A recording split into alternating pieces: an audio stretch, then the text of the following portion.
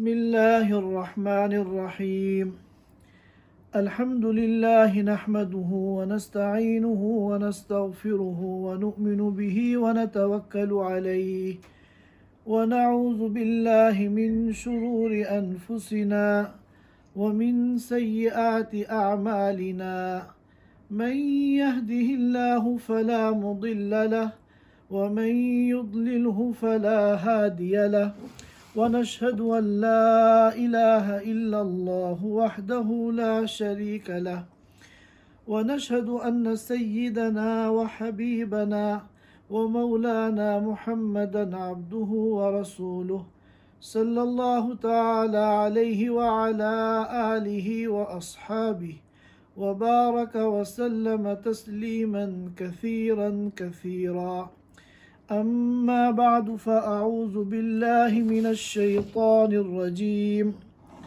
ومن يعمل سوءا أو يظلم نفسه ثم يستغفر الله يجد الله غفورا رحيما صدق اللہ العظیم۔ حضرات سامعین کرام، پچھلے ہفتے ہماری گفتگو کا موضوع تھا کہ گناہوں سے بچنے کا اہتمام کیجیے۔ اس موقع پر یہ بات بھی عرض کی گئی تھی کہ گناہوں کی مثال ایک زہر کی طرح ہے کہ جس طرح زہر جب انسان کے جسم میں داخل ہوتا ہے اور جسم کے اندر پھیلتا ہے تو بہت جلد انسان موت کے منہ میں چلا جاتا ہے۔ اسی طرح جب گناہوں کا زہر پھیلتا ہے اور گناہوں کی کثرت ہوتی ہے تو انسان کی زندگی تباہی کے دہانے پر بہت جلد پہنچ جاتی ہے۔ لیکن اللہ رب العزت کی یہ عادت مبارکہ ہے کہ اللہ تعالیٰ جب کوئی زہر بناتے ہیں تو اس کا تریاق بھی بناتے ہیں، یا تریاق کہتے ہیں زہر کو توڑنے والی چیز، زہر کے اثر کو ختم کرنے والی جو دوا ہوتی ہے اس کو تریاق کہتے ہیں۔ تو اللہ تعالیٰ جب زہر بناتے ہیں تو اس کا تریاق بھی ضرور بناتے ہیں۔ چنانچہ جب شیطان کو اللہ رب العزت نے اپنے دربار سے نکالا اور شیطان نے جاتے جاتے کہا کہ آپ کی عزت کی قسم، جب تک آپ کے بندوں کے جسم میں جان باقی رہے گی میں ان کو بہکاتا رہوں گا، میں ان کو گمراہ کرتا رہوں گا، میں ان کو گناہوں کی طرف مائل کرتا رہوں گا۔ تو اللہ رب العزت نے اسی وقت اعلان فرما دیا تھا کہ ٹھیک ہے، میری عزت کی قسم، میں بھی جب تک میرے بندے کے جسم میں جان رہے گی اس کے لیے توبہ کے دروازے کو کھلا رکھوں گا۔ تم سالہ سال کی محنت سے جو گناہ میرے بندوں سے کراؤ گے، اگر میرا بندہ سچے دل سے میری طرف متوجہ ہو کر اپنے گناہوں سے توبہ کرے گا تو ایک لمحے کے اندر میں اس کے سارے گناہوں کو معاف کر دوں گا۔ تو معلوم ہوا کہ گناہ ایک زہر ہے، پوائزن ہے، اور اس کا تریاق یعنی اینٹی پوائزن جو ہے وہ توبہ اور استغفار ہے۔ اور آج کی ہماری اس مجلس کا جو موضوع ہے وہ یہی ہے کہ توبہ اور استغفار سے متعلق مجھے چند باتیں عرض کرنی ہیں۔ توبہ یہ اللہ تعالیٰ کے یہاں بڑا پسندیدہ عمل ہے۔ اللہ تعالیٰ کو توبہ بہت پسند ہے۔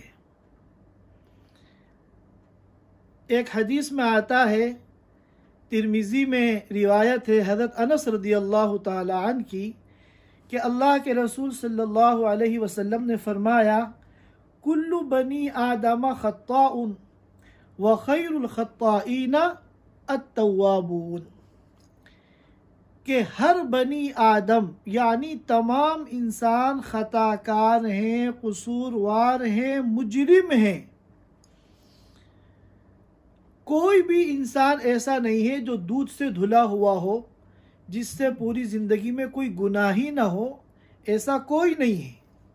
तमाम बनु आदम और तमाम इंसान मुजरिम हैं, लेकिन खैरुल खत्ताईन अत्तवाबून, बेहतरीन मुजरिमों में जो सबसे बेहतर और सबसे अफजल हैं वो कौन है? अत्तवाबून, जो अगर उनसे गुनाह हो जाता है तो फ़ौरन अल्लाह ताला के सामने हाथ फैलाकर वो उस गुनाह से तौबा कर लेते हैं। और इसी तरह एक रिवायत है जिसको हज़रत अनस रदी अल्लाह ताला अन्हु से रिवायत किया गया है। इमाम बुखारी ने भी उसको नकल किया है और इमाम मुस्लिम ने भी नकल किया है। अल्लाह के रसूल सल्लल्लाहु अलैहि वसल्लम मिसाल देकर जब बंदा अल्लाह के सामने तौबा करता है तो अल्लाह को बंदे की तौबा से कितनी खुशी होती है, इसको मिसाल से समझा रहे हैं। फरमाते हैं कि एक आदमी सफ़र कर रहा है चटियल मैदान में, जंगल बयाबान में, जो बिल्कुल लकोदक है, दूर दूर तक हज़ारों मील तक कहीं भी कोई आदम है ना आदमजाद, और वो अपनी सवारी पर सफ़र कर रहा है और उसकी सवारी जो भी हो, ऊँटनी वग़ैरह, उस पर उसका सारा खाने पीने का सामान है।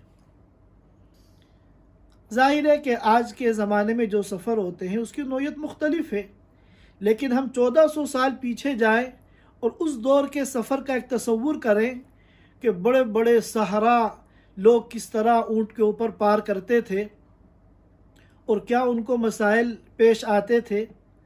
तो बाहर कैफ ये आदमी बिल्कुल बीच जंगल बयाबान में है, सहरा के अंदर है, और अचानक उसकी जो ऊँटनी है, उसकी जो सवारी है, वो गायब हो गई। वो किसी अपने क़ज़ाए हाजत में मसरूफ़ हुआ, किसी काम में, कि अब जब उसने देखा तो उसकी ऊँटनी गायब है और उसी ऊँटनी के ऊपर जो भी कुछ खाने पीने का सामान था वो उसी ऊँटनी के ऊपर था। इसने चारों तरफ देखा और तलाश किया, इसके पैरों से ज़मीन निकल गई, कहीं ऊँटनी का, सवारी का पता नहीं। अब इस शख्स को अपनी मौत अपनी आँखों के सामने नज़र आने लगी, क्योंकि यहाँ तो हज़ारों मील तक कोई भी नहीं है। यही वाहिद ज़रिया था इस सहरा को पार करने का, और खाने पीने का भी जो सामान था वो भी उसी पर था। तो उसको यकीन हो गया कि अब कुछ ही वक्त गुज़रने के बाद भूख और प्यास और फाके की वजह से मैं इस जगह मर जाऊंगा। इसी दौरान उसकी आँख लग गई, वो आराम करने के लिए लेट गया। तो उसकी जब आँख खुली तो उसने देखा कि सवारी सामने मौजूद है और पूरा खाने पीने का सामान भी उस पर मौजूद है। अब हम तसव्वुर नहीं करते इस वक्त अपनी सवारी को देखकर उसको कितनी खुशी हुई होगी, ये नाकाबिले बयान और नाकाबिले तसव्वुर है। अब जब उसने अपनी सवारी को देखा और उसकी रस्सी को पकड़ा तो वो अपने जज्बात पर काबू नहीं पा सका, और वो ये कहना चाह रहा था अल्लाह के शुक्र में कि ए अल्लाह तू मेरा खुदा है और मैं तेरा बंदा हूँ। लेकिन उसकी ज़बान लड़खड़ा गई और उसके मुंह से क्या निकल गया कि ए अल्लाह तू मेरा बंदा है, मैं तेरा खुदा हूँ। खुशी के मारे फरते जज्बात में कहना कुछ चाह रहा है और ज़बान से कुछ और निकल रहा है। तो अल्लाह के रसूल सल्लल्लाहु अलैहि वसल्लम ने इस मिसाल को देकर फरमाया कि जिस तरह इस बंदे को अपनी सवारी के मिलने पर खुशी होती है, इससे कहीं ज़्यादा अल्लाह रब्बुल इज़्ज़त को उस वक्त खुशी होती है जब अल्लाह ताला का कोई बंदा अल्लाह के सामने अपने गुनाहों से माफ़ी मांगता है। यहाँ दो चीज़ें हैं, एक है तौबा और एक है इस्तिग़फ़ार। दोनों करीबुल माना हैं। आम तौर पर इस्तिग़फ़ार तो कहते हैं कि आदमी अपनी ज़बान से अपने किसी भी गुनाह की माफ़ी मांगे, अल्लाह ताला से मग़फ़िरत तलब करे, चाहे कि अल्लाहुम्मा अग़फ़िरली, अस्तग़फ़िरुल्लाह रब्बी मिन कुल्लि ज़ंबिन व अतूबु इलैह, या कि अल्लाहुम्मा इन्नी अस्तग़फ़िरुका व अतूबु इलैक, या उर्दू में, अंग्रेज़ी में, किसी भी ज़बान में अल्लाह ताला से माफ़ी मांगे, तो इसको तो कहते हैं इस्तिग़फ़ार। और तौबा कहते हैं जिसके अंदर तीन बातें पाई जाती हैं। चुनांचे उलमाए किराम ने फरमाया कि तौबा की कबूलियत के लिए तीन शर्तें हैं। पहली शर्त तो ये है कि बंदा जिस गुनाह से तौबा कर रहा है उस गुनाह को छोड़े, उस गुनाह से अपने को अलग करे, सबसे पहली शर्त। अब एक आदमी शराब पी रहा है और शराब पीते पीते तौबा कर रहा है, तो क्या उसकी तौबा कबूल होगी? उससे कहा जाएगा पहले शराब के गिलास को और शराब के जाम को दूर करो, शराब पीना छोड़ो, उसके बाद तौबा करो। एक आदमी चोरी कर रहा है और चोरी करते करते तौबा कर रहा है, तो जाहिर है कि उसकी तौबा कबूल नहीं होगी। उससे यही कहा जाएगा पहले चोरी को छोड़ो, अपने को इस गुनाह से अलग करो, उसके बाद फिर तौबा करो। और दूसरी शर्त यह है कि बंदे को अपने गुनाहों पर नदामत हो, उसको शर्मिंदगी हो, उसको अफसोस हो कि जिस खुदा ने मेरे ऊपर कितने इनामात किए, कितनी नेमतें दी, पूरे दिन में अल्लाह की नेमतों से फ़ायदा उठाता हूँ और मैंने कितना बुरा काम किया कि उसकी मैंने नाफरमानी की और जिस काम से उसने मना किया था मैंने उस काम को कर लिया।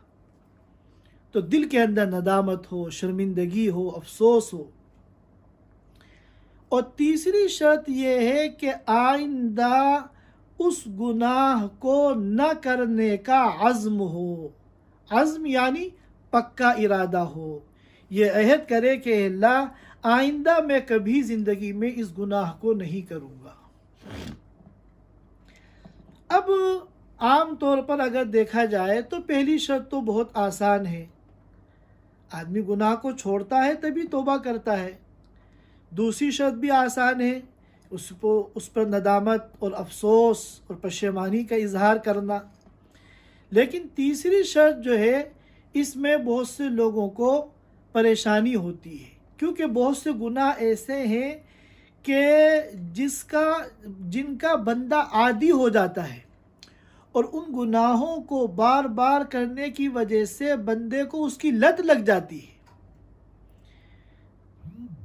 और जिस चीज़ की लत लग जाए उसको छोड़ना आसान नहीं होता। अब शराब एक नशे वाली चीज़ है, उसकी लत लग जाती है तो शराब को छोड़ना बड़ा मुश्किल हो जाता है। हमने ऐसे देखे हैं शराबी जिन्होंने तौबा की और बुराइयों को छोड़ा और नेक आमाल शुरू किए, नमाज़ों की पाबंदी शुरू की, हत्ता कि तहज्जुद गुजार बन गए, मगर शराब का नशा जो है एक न एक दिन फिर उसको शराब खाने ले गया।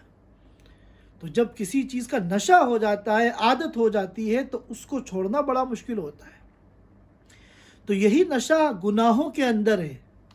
जिनको नमाज छोड़ने की, नमाज में सुस्ती करने की आदत पड़ गई, अब उनको नमाजी बनाना बड़ा मुश्किल है।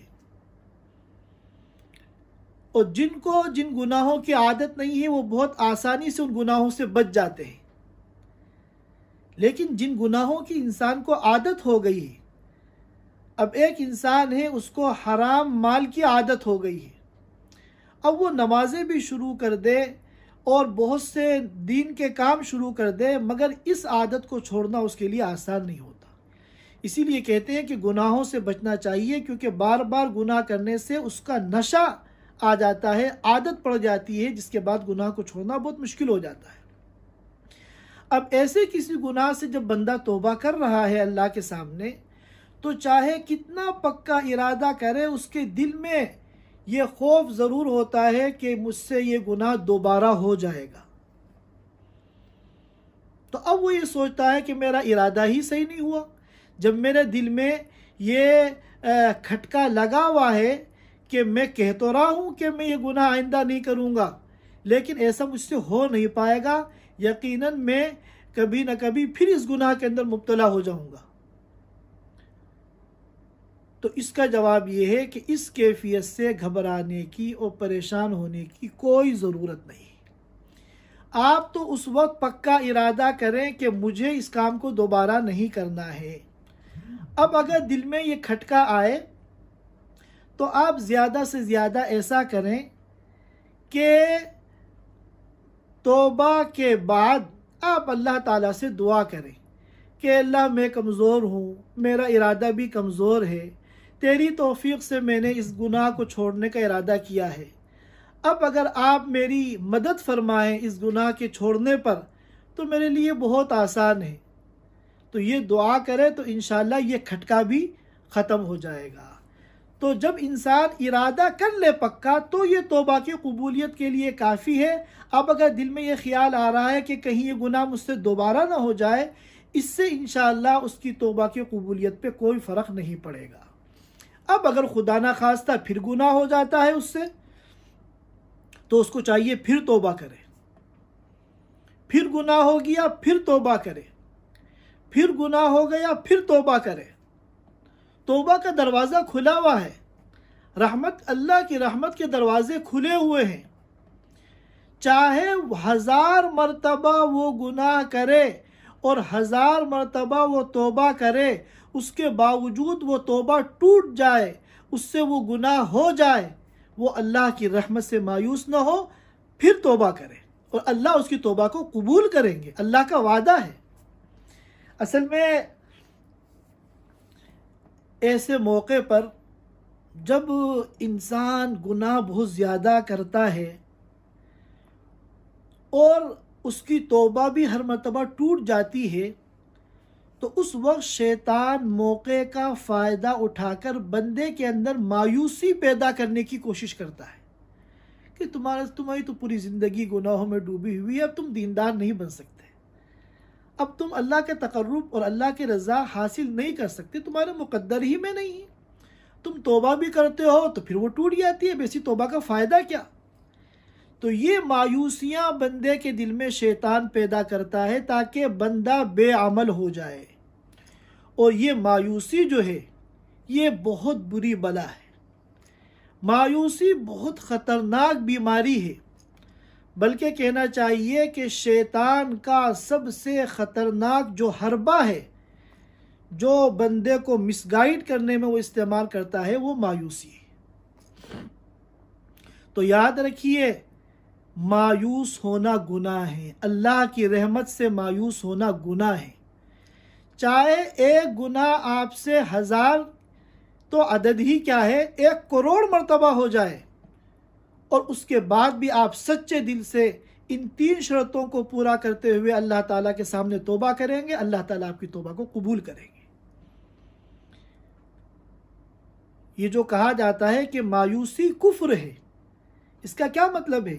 اس کا مطلب یہ ہے کہ مایوسی اتنی بری چیز ہے اور ایسا ناسور ہے کہ جب یہ کسی بندے کے اندر آتی ہے تو بعض مرتبہ کفر تک پہنچا دیتی ہے۔ اللہ رب العزت جو اپنے بندوں پہ رحیم ہے، کریم ہے، مہربان ہے، مشفق ہے، انہوں نے قیامت تک کے لیے توبہ کا دروازہ کھول رکھا ہے، اور گناہوں کی کوئی لمٹ اور کوئی تعداد ایسی نہیں ہے جس کے بعد اللہ تعالیٰ یہ کہہ دیں کہ اب میں توبہ قبول نہیں کروں گا۔ اللہ رب العزت نے کتنے پیارے انداز میں، کتنے شفقت بھرے انداز میں اپنے بندوں کو مخاطب کر کے قرآن کریم میں فرمایا، یا عبادی الذین اسرفوا علی انفسہم، اے میرے وہ بندوں جنہوں نے اپنے اوپر زیادتی کی، اپنے اوپر ظلم کیا، ظاہر ہے کہ جو بھی بندہ گناہ کرتا ہے تو اس سے اللہ کا تو کوئی نقصان نہیں ہے، اللہ کی ذات پر تو کوئی ظلم نہیں ہے، اللہ کی ذات تو بے نیاز ہے۔ حدیث میں آتا ہے کہ تمام انسان اور تمام جنات حضرت آدم علیہ السلام سے لے کے قیامت تک جتنے اس دنیا میں آئیں گے، سب اگر ایسے ہو جائیں جیسے شیطان، یا شیطان کے بھی باوا بن جائیں، تب بھی اللہ کے خزانے میں رتی برابر کوئی کمی نہیں آئے گی۔ تو بندہ جب گناہ کرتا ہے وہ در حقیقت اپنے اوپر ظلم کرتا ہے، اللہ کا کچھ نہیں بگاڑتا، وہ اپنا ہی بگاڑتا ہے۔ تو فرمایا اے میرے وہ بندوں جنہوں نے اپنی ذات پر ظلم کیا، لا تقنطوا من رحمت اللہ، اللہ کی رحمت سے مایوس نہ ہو۔ یہ مت دیکھو میرے گناہ کتنے ہیں، چاہے ساتوں سمندر کے برابر ہوں اور پہاڑوں سے زیادہ ہوں، تب بھی انہو یغفر الذنوب جميعا، اللہ تعالیٰ تمہارے تمام گناہوں کو معاف فرما دیں گے۔ بس یہ ہے کہ بندہ اللہ تعالیٰ کے سامنے سچی توبہ کر لے، اور اللہ تعالیٰ گناہ بھی جو معاف فرماتے ہیں اس کا بھی عجیب حال ہے۔ ایسا نہیں ہوتا کہ جب بندہ گناہ کرتا ہے تو ظاہر ہے کہ اس کی ایک فائل بنتی ہے نامہ اعمال میں گناہوں کی، تو جب کسی گناہ سے توبہ کی، اللہ نے توبہ کو قبول کر لیا، تو ایسا نہیں ہے کہ نامہ اعمال میں گناہوں کی جو فہرست ہے اس میں اس گناہ کے آگے یہ لکھ دیا جائے کہ یہ گناہ معاف ہو گیا ہے، اس پر پکڑ نہیں کی جائے گی۔ ایسا نہیں ہوتا، بلکہ اللہ تعالیٰ گناہوں کی فہرست سے ان گناہوں کو حذف کر دیتے ہیں، ڈیلیٹ کر دیتے ہیں، مٹا دیتے ہیں۔ محیت ذنوبہ، جگہ جگہ حدیثوں میں لفظ آتا ہے کہ اللہ تعالیٰ اس کے گناہوں کو نامہ اعمال سے ڈیلیٹ کر دیتے ہیں، مٹا دیتے ہیں، تاکہ قیامت کے دن بندے کی جب نگاہ پڑے اپنے گناہوں پہ تو اس کو شرمندگی نہ ہو۔ ظاہر ہے کہ توبہ قبول ہو گئی ہے، اس گناہ پر کوئی پکڑ نہیں ہوگی، لیکن پھر بھی بندہ اپنے گناہوں کو جب دیکھے گا تو اس کو شرمندگی ہو سکتی ہے، تو اس بندے کو شرمندگی سے بچانے کے لیے نامہ اعمال سے ان گناہوں کو ڈیلیٹ کر دیا جاتا ہے، یعنی بالفاظ دیگر ان گناہوں کا ریکارڈ ہی ختم کر دیا جاتا ہے۔ اور کتنی پیاری بات بتائی، التائب من الذنب کمن لا ذنب لہ، کہ گناہ سے توبہ کرنے والا ایسا ہے جیسے اس نے گناہ کیا ہی نہیں۔ گناہ سے توبہ کرنے والا ایسا ہے جیسا کہ اس نے گناہ کیا ہی نہیں۔ تو یہ 3 شرطیں ہیں توبہ کی۔ پہلی شرط یہ ہے کہ آدمی اپنے کو گناہوں سے الگ کرے، گناہ کو چھوڑے۔ دوسری شرط یہ ہے کہ اس گناہ پر شرمندہ ہو، اور تیسری شرط یہ ہے کہ آئندہ اس گناہ کو نہ کرنے کا عہد کرے، اللہ تعالیٰ سے ایگریمنٹ کرے اور پکا ارادہ کرے۔ یہ 3 شرطیں اس صورت میں ہیں جب کہ ان گناہوں کا تعلق حقوق اللہ سے ہو۔ نماز میں نماز کی کوتاہی ہے، روزے، حج، زکوٰۃ، عبادت، اور اللہ تعالیٰ کی ایسی نافرمانیاں جن کا تعلق بندوں سے نہیں ہے۔ تو یہ 3 شرطیں ان گناہوں کی ہیں، ان گناہوں سے توبہ کرنے کے لیے یہ 3 شرطیں ہیں جن گناہوں کا تعلق اللہ کے حقوق سے ہے۔ اور اگر وہ گناہ ایسا ہے جس سے بندہ توبہ کر رہا ہے کہ جس کا تعلق حقوق العباد سے ہے، بندوں کے حقوق سے ہے، تو وہاں پر ایک شرط اور ہے، اس میں 4 شرطیں ہیں، 3 شرطیں تو یہی ہیں، چوتھی شرط یہ ہے کہ جس بندے کی حق تلفی کی ہے یا تو اس حق کو ادا کرے یا اس بندے سے معافی مانگے، یا تو اس کے حق کو ادا کر دے یا اس بندے سے درخواست کرے اور وہ آپ کی اس حق تلفی کو معاف کر دے۔ تو معلوم ہوا کہ حقوق العباد کا معاملہ جو ہے یہ بڑا نازک ہے۔ حقوق اللہ کی کوتاہیاں ان کو معاف کرانا اور ان کی توبہ کرنا تو آسان ہے، لیکن حقوق العباد کی لائن کے جو گناہ ہیں ان میں ایک چوتھی شرط یہ ہے کہ اس حق کو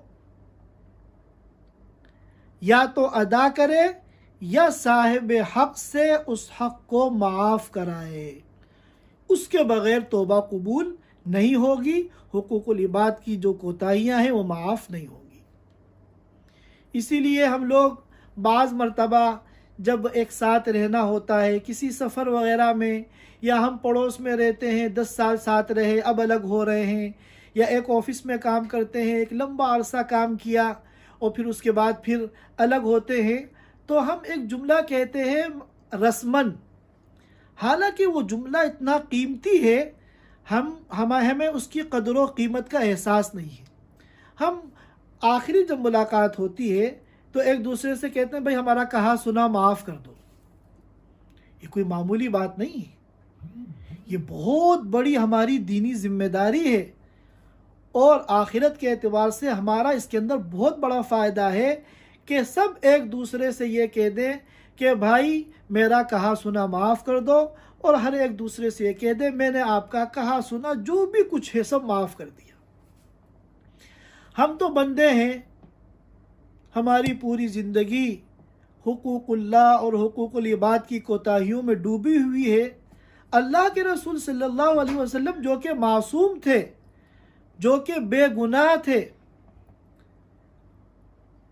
ان کا حال یہ تھا کہ ایک موقع پر اللہ کے رسول صلی اللہ علیہ وسلم نے صحابہ کرام سے فرمایا کہ بھائی میری کمی کوتاہی کو اگر کسی کو میں نے تکلیف پہنچا دی ہو، یا کسی کو میں نے صدمہ پہنچا دیا ہو، یا کسی کا میں نے حق مان لیا ہو، تو آج میں تم لوگوں کے سامنے کھڑا ہوں، یا تو اپنا حق مجھ سے لے لے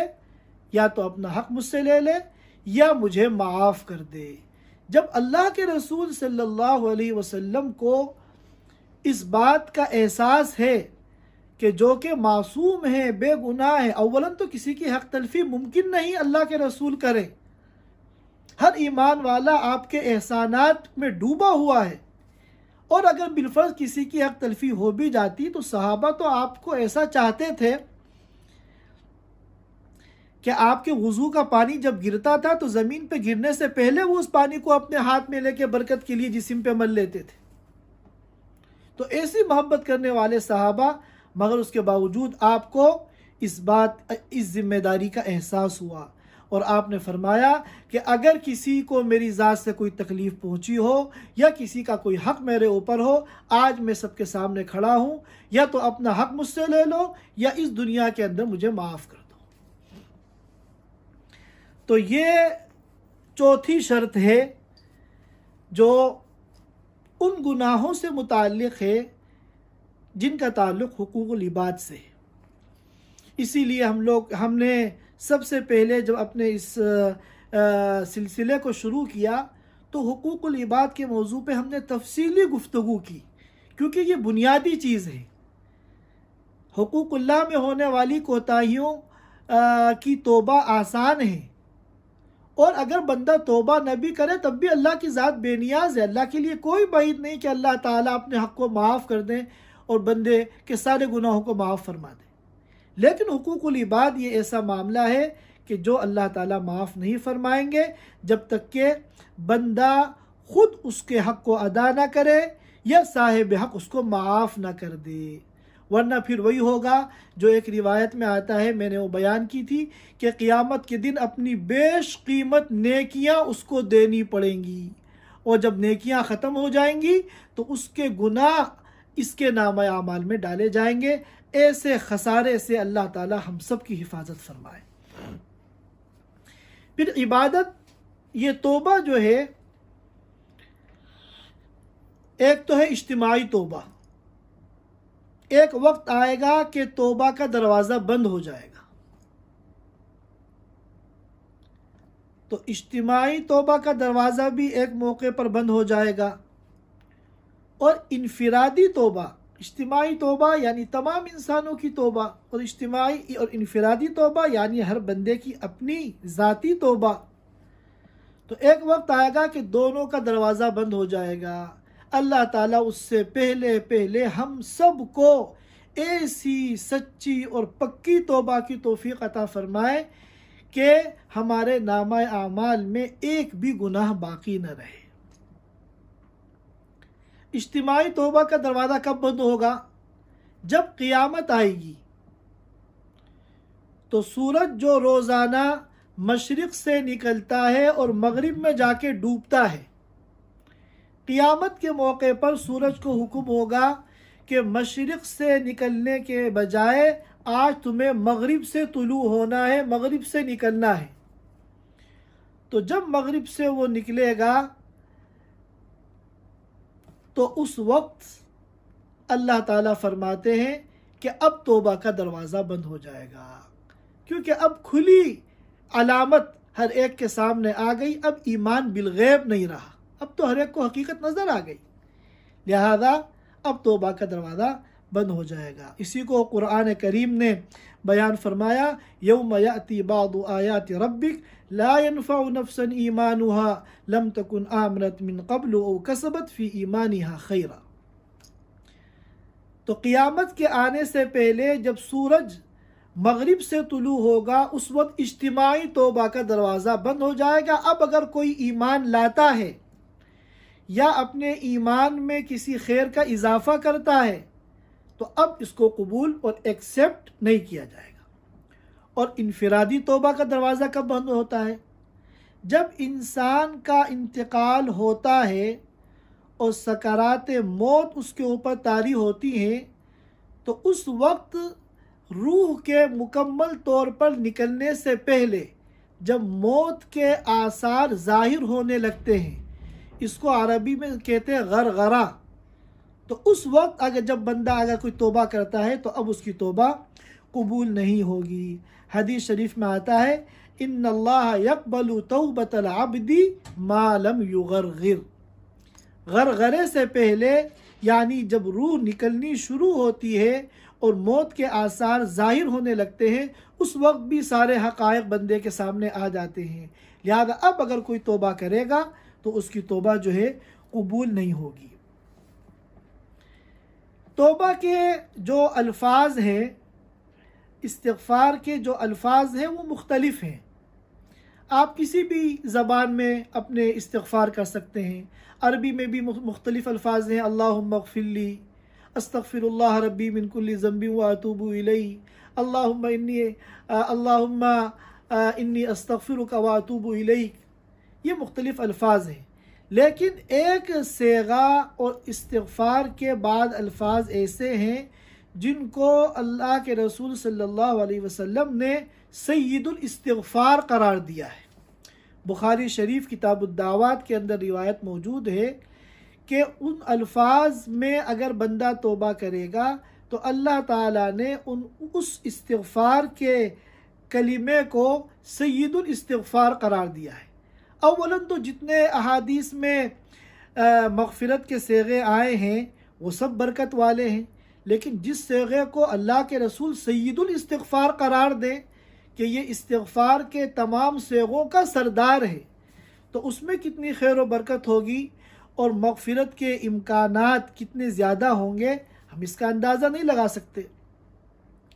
اس کے وہ الفاظ ہیں اللہم انت ربی لا الہ الا انت خلقتنی وانا عبدک وانا علی عہدک ووعدک ما استطعت اعوذ بک من شر نفسی وابوء لک بنعمتک علی وابوء لک بذنبی فاغفر لی فإنہ لا یغفر الذنوب الا انت. انشاءاللہ میں ان کو ترجمے کے ساتھ، انگلش ترجمے کے ساتھ بھائی صدیق کو بھیج دوں گا، وہ انشاءاللہ گروپ میں اس کو ڈال دیں گے. ہمارے تمام ساتھی اس سید الاستغفار کو حفظ یاد کر لیں اور زیادہ سے زیادہ اس صیغے کے ذریعے، ان الفاظ کے ذریعے استغفار کی کوشش کریں.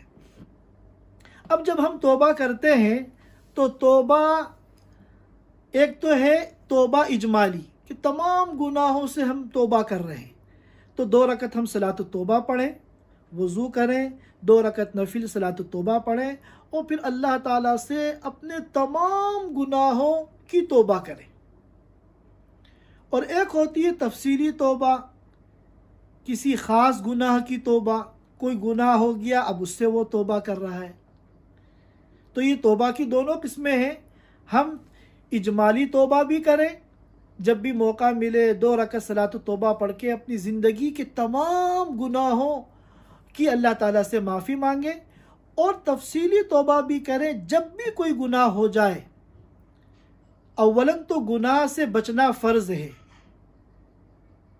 اور گناہ کی جرأت کرنا گناہ ہے، لیکن اگر بتقاضۂ بشریت، کیونکہ اللہ نے ہمارے اندر جب اطاعت کا مادہ رکھا ہے تو معصیت کا مادہ بھی رکھا ہے، لہذا بشری تقاضے سے اگر ہم سے گناہ ہو جائے تو اب توبہ کرنا فرض ہے، لہذا ہم لوگ جو ہے توبہ کا اہتمام کریں۔ اور بعض اسلاف صالحین کا معمول ہے، ہم اس پر بھی عمل کر سکتے ہیں، کہ روزانہ رات کو سونے سے پہلے دن بھر کے تمام گناہوں کو، موٹے موٹے جو گناہ ہو جائیں گے ہوتے ہیں وہ تو ہمیں یاد ہی آ جائیں گے، ان کو تصور کر کے، اور اسی طرح دن بھر کے تمام چھوٹے بڑے گناہوں کی ہم روزانہ سونے سے پہلے اللہ تعالیٰ کے سامنے توبہ کر لیں۔ کوئی بہت لمبا چوڑا عمل نہیں ہے، 1 منٹ میں بھی بندہ توبہ کر سکتا ہے۔ اور توبہ کے فوائد تو ہمارے سامنے ہے، اللہ تعالیٰ کا اتنا پسندیدہ عمل ہے۔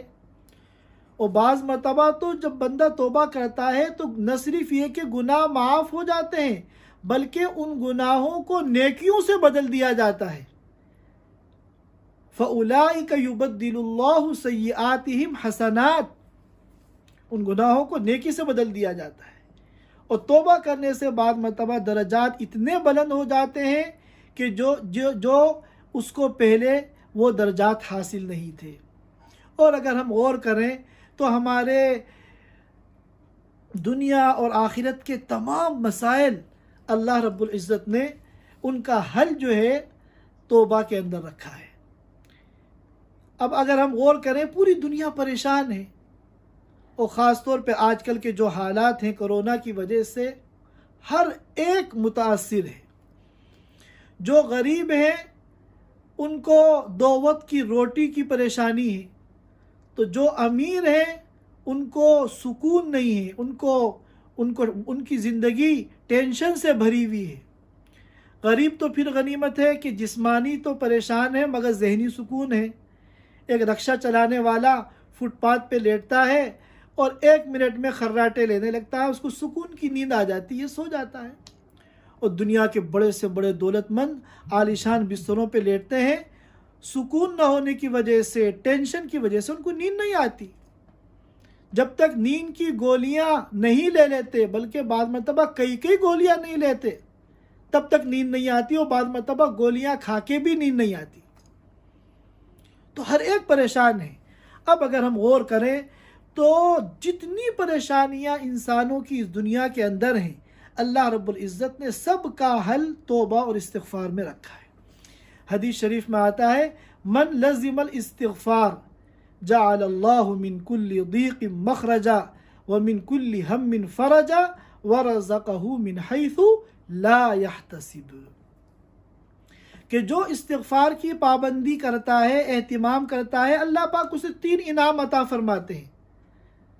جعل اللہ من کل ضیق مخرجا، ہر تنگی سے اللہ اس کو نکال دیتے ہیں، یعنی اس کی ہر قسم کی پریشانی کو دور کر دیتے ہیں۔ وَلِكُلِّ هَمٍّ فَرَجًا، اور اس کے ہر غم کو، اور اس کے ہر ٹینشن کو، اور اس کی دماغ کی بے سکونی کو اللہ تعالیٰ دور کر دیتے ہیں۔ وَرَزَقَهُ مِنْ حَيْثُ لَا يَحْتَسِبُ، اور اللہ تعالیٰ اس کو اتنا رزق عطا فرماتے ہیں جو اس کے شان و گمان اور اس کے تصور میں بھی نہیں ہوتا۔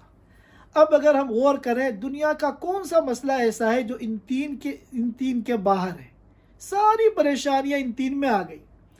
اور ظاہر ہے کہ اللہ تعالیٰ تو بندوں کو راحت دینا چاہتے ہیں، سکون دینا چاہتے ہیں، آرام دینا چاہتے ہیں، لیکن ہماری پریشانیوں کی سب سے بڑی وجہ جو ہوتے ہیں وہ ہمارے گناہ ہوتے ہیں۔ گناہوں کی وجہ سے ہم اللہ کی رحمتوں سے محروم ہو جاتے ہیں۔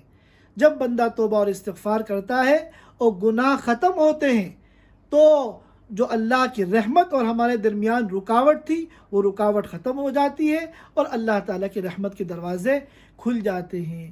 اسی لیے بعض سلف صالحین نے اپنا تجربہ بتایا کہ بعض مرتبہ اپنے کسی ضرورت اور پریشانی کے موقع پر ہم نے صلاۃ الحاجت پڑھی مگر کام نہیں بنا، جب صلاۃ التوبہ پڑھی تو کام بن گیا۔ لہذا ہم سب لوگ آج سے یہ ارادہ کریں کہ ہم جتنا ہو سکے گا اللہ تعالیٰ کے سامنے توبہ کا اور استغفار کا اہتمام کریں گے۔ رات کو سونے سے پہلے دن بھر کے ہم گناہوں سے اللہ کے سامنے توبہ کریں گے، اور سید الاستغفار وہ انشاءاللہ ہم آپ کو بھیج دیں گے۔ ہمارے تمام ساتھی اس کو یاد کر لیں، 2-3 لائن میں یہ استغفار ہے، کوئی بہت لمبی چوڑی کہہ دیں وہ نہیں ہے عبارت، آسانی سے یاد کر سکتے ہیں، اور پھر ہم جو ہے اللہ تعالیٰ کے سامنے توبہ کریں گے، استغفار کریں گے۔ اللہ تعالیٰ ہماری دین اور دنیا اور آخرت کی تمام پریشانیوں کو دور فرما دیں گے اور تمام مشکلات کو حل فرما دیں گے۔ اللہ تعالیٰ ہم سب کو کہنے سننے سے زیادہ عمل کی توفیق عطا فرمائے۔ وآخر دعوانا ان الحمد للہ رب العالمین۔ جزاک اللہ خیر۔